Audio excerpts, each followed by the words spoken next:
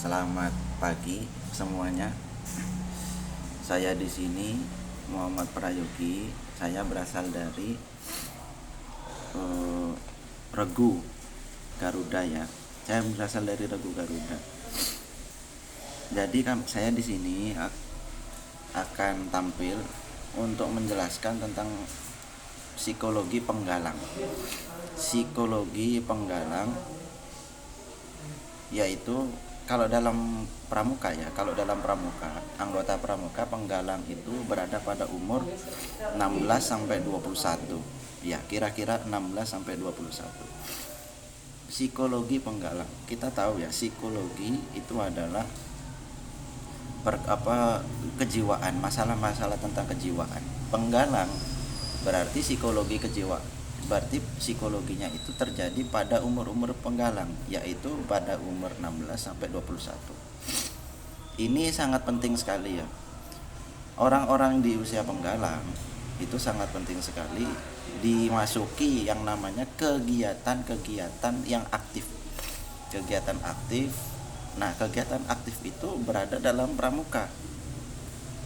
Kegiatan aktif. Dan pramuka ini sudah ada legalitasnya, bahkan sudah masuk pada kurikulum 2013. Ini penting sekali. Karena apa? Agar nanti anak-anak usia penggalang itu bisa mempunyai karakter, bisa mempunyai kreativitas, bisa mempunyai keterampilan. Karakter ini dan semua yang dia lakukan itu ada didasari dengan kreativitas, didasari dengan karakter ya. Bagaimana berhadapan dengan sesama, bagaimana berhadapan dengan anak yang lebih muda, bagaimana berhadapan dengan anak yang lebih tua. Itu penting sekali. Psikologi penggalang yang harus dia lakukan yang pertama kali itu adalah bagaimana dalam gerakan kepramukaan ya, dalam pendidikan kepramukaan itu diberikan suatu program.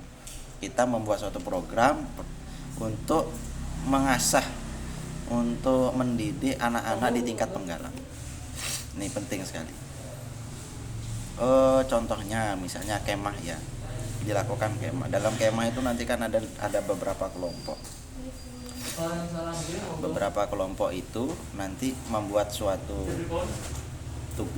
diberikan suatu tugas tertentu. Nah, di sanalah nanti dia dalam tugas tersebut dia nanti berusaha untuk memahami bagaimana temannya, bagaimana cara menghadapi teman, bagaimana memutuskan sesuatu, tapi harus disesuaikan dengan keadaan teman-temannya. Jadi teman-temannya itu diberikan suatu opsi ini opsinya gimana, sehingga ada suatu kesepakatan bersama. Itu penting sekali.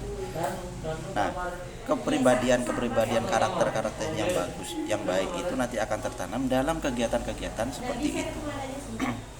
Itu penting sekali. Jadi gitu ya. Itu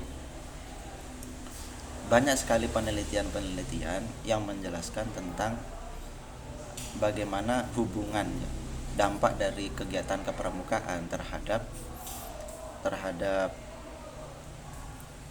pertama itu ada terhadap hubungan interpersonal. Itu ada suatu penelitian. Jadi apa sih hubungan kegiatan kepramukaan terhadap hubungan interpersonal peserta didik? Itu yang pertama. Yang kedua, contohnya misalnya hubungan gerakan kepramukaan terhadap perilaku proporsionalnya, perilaku proporsional peserta didik itu ada. Misalnya yang pertama ya, apa sih hubungan dari kegiatan pramuka terhadap hubungan interpersonal? Apa itu hubungan interpersonal? Contoh gini ya, hubungan interpersonal itu adalah kepekaan atau rasa simpati seorang peserta didik terhadap orang lain. Nah, itu tidak kemudian ada dalam diri seseorang, tidak. Itu harus ditanam. Ditanamnya adalah salah satunya melalui gerakan pramuka.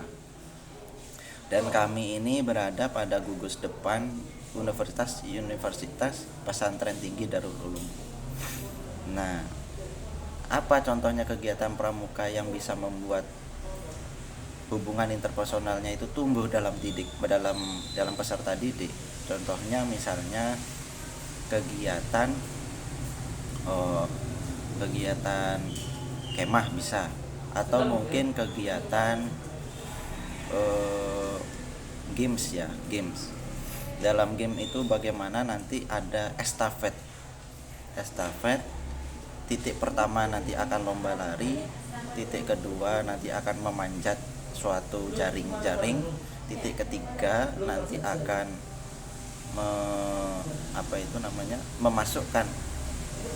memasukkan itu paku ke dalam suatu botol, dan titik keempat semua yang ada di berbagai titik itu akan bersatu semuanya untuk membuat suatu tenda bersama-sama. Itu gimana coba?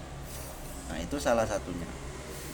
Itu dalam suatu regu itu nanti harus ada suatu pemimpin yang bertindak memberikan komando. Ini nanti tugasnya apa. Jadi dalam pembagian tugas dialah yang akan mengatur anggotanya. Nah, disitulah nanti pemimpin dan juga semua anggotanya itu saling berkomunikasi, saling berkeluh kesah. Setiap apa yang terjadi itu nanti akan diceritakan. Nah, di sanalah akan terbentuk hubungan interpersonal antar anggota. Nah, jadi sebenarnya pramuka itulah sesuatu kegiatan yang sangat penting sekali. Walaupun intensitasnya dalam sekolah-sekolah itu tidak terlalu banyak ya, akan tetapi setidaknya ada dampaknya, pengaruh, dan itu sudah dibuktikan oleh penelitian. Jadi itulah tentang sekilas tentang psikologi penggalang ya.